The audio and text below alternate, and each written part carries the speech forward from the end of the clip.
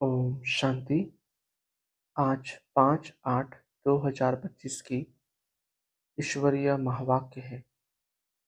आज की मुरली का सार है, मीठे बच्चे, बाप आए हैं इस वैश्यालय को शिवालय बनाने। तुम्हारा कर्तव्य है वैश्याओं को भी ईश्वरीय संदेश दे, उनका भी कल्याण करना।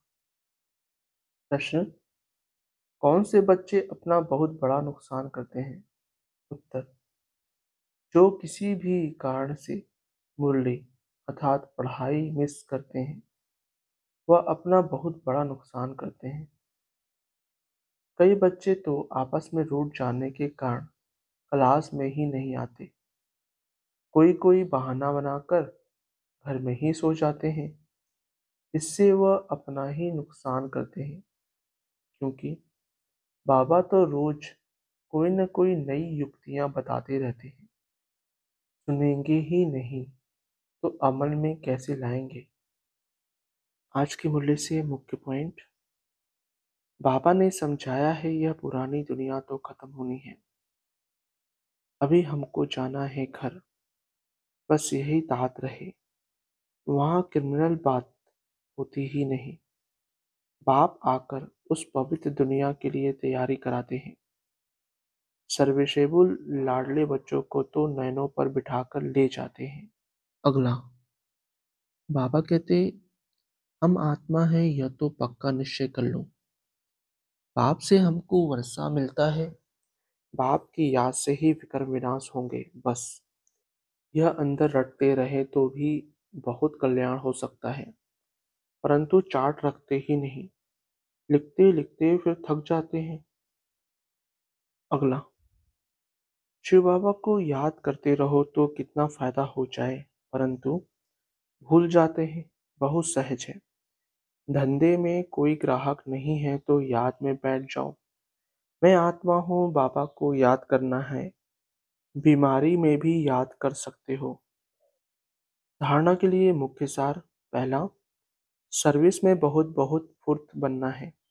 जितना समय मिले एकांत में बैठ बाप को याद करना है।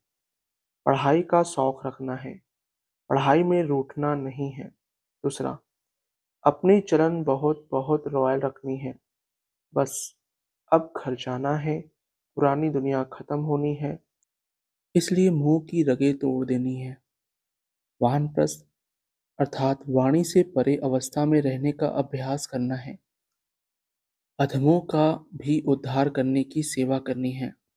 वरदान: श्रेष्ठ वृत्ति द्वारा वृत्तियों का परिवर्तन करने वाले सदा सिद्धि स्वरूप भव।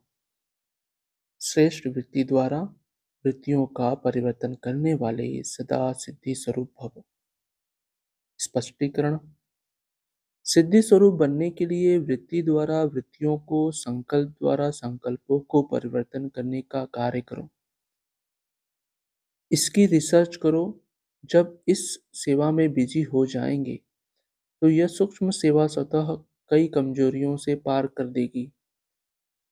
अभी इसका प्लान बनाओ तो जिज्ञासु भी ज्यादा बढ़ेंगे, मोदीगिरी भी बहुत बढ़ेगी, मकान भी मिल जाएंगे, सब सिद्धियां सहज हो जाएगी।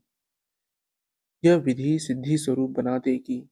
स्लोगन: समय को सफल करते रहो तो समय के धोखे से बच जाएंगे।